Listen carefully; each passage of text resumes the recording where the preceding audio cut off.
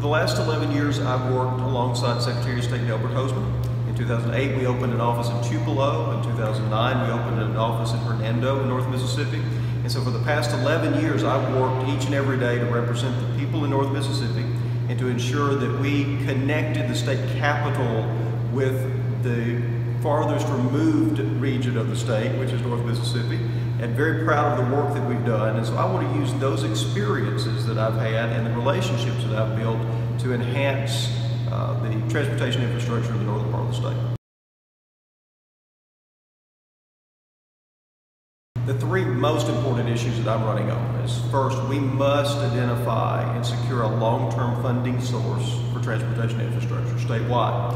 And we also need a long-term vision for how we're going to first maintain existing infrastructure and secondly, relieve some of the burdens of our existing roads where there's a tremendous amount of congestion, safety issues, diminishing economic development opportunities, to really capitalize on those. So the funding source and the vision that goes along with it is predominant among the things that I'm running on. Secondly is to bring accountability to MDOT, both at the local level and at the state level.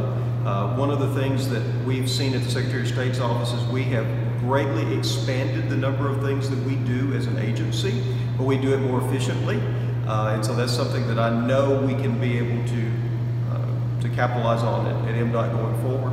And then thirdly is accessibility. And my whole job as Assistant Secretary of State for North Mississippi is to ensure that when constituents in North Mississippi call the Secretary of State's office, they get a person who answers the phone, who, if they can't answer their question, will give that message to someone who can return that call quickly with an answer to their question. I'd love to duplicate what we've done at Secretary of State's office at MDOT and change the culture to where it's more accessible to constituents.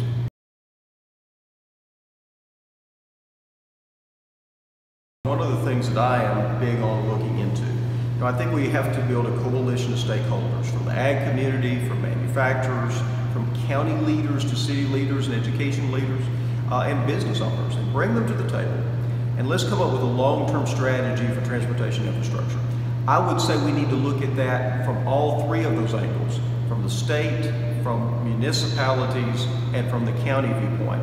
Because currently, if you are a city, you're basing all of your budget on sales tax collections and ad valorem taxes from your landowners. At the county side, it's all ad valorem taxes from the landowners. Or bonding authority, which again falls onto the landowners to pay that money back. So we have 30 to 40% of the people living in many of our communities are footing the 100% of the bill for local roads and bridges. And so we need to look at a funding source that makes that more equitable for everybody. Everyone's using the roads. We need to make sure that everybody's investing in those roads long term, because one thing that I say is if you paved every state highway with gold but you couldn't get to them because the culverts were out in the county roads, it wouldn't do us a whole lot of good.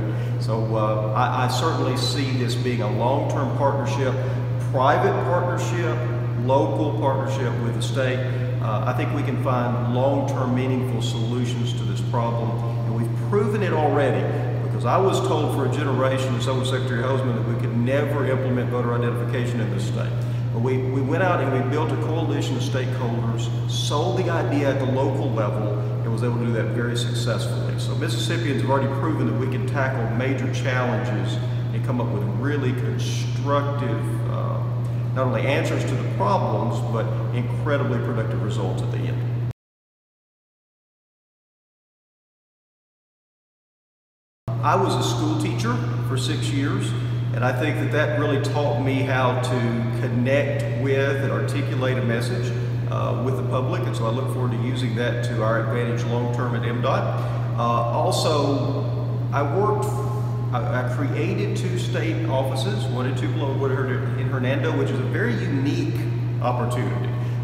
Basically, you write the script, you create the playbook, and you find out what you're really good at and what the needs are and how to answer those needs.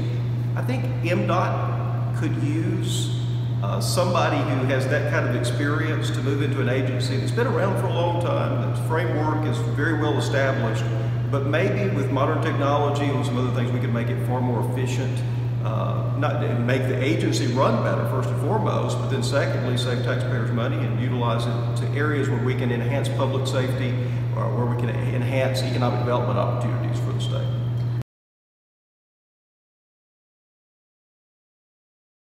I live in a community called Eggville. If you don't know where Eggville is, Tupelo is our biggest suburb. We're really proud of Tupelo. My wife, Vanita, is an economic developer in Etowah County. She worked for MDA for many years at the state level. We have 2 children, and one is in college now, and so I took a leave of absence from the Secretary of State's office to run for this job because I feel that impassioned about the opportunities that we have to turn some things around there. So a few things there's not many things I like to do outside of work, but one of them is I enjoy working outside. The others are, I love country music, though I don't sing in public. And I love auto racing, and that's the area, I guess, where I act more like a kid than anywhere else. And I enjoy baseball. I actually coached for a few years. Despite me, my team's won some games. So, yeah, that's a little bit about me.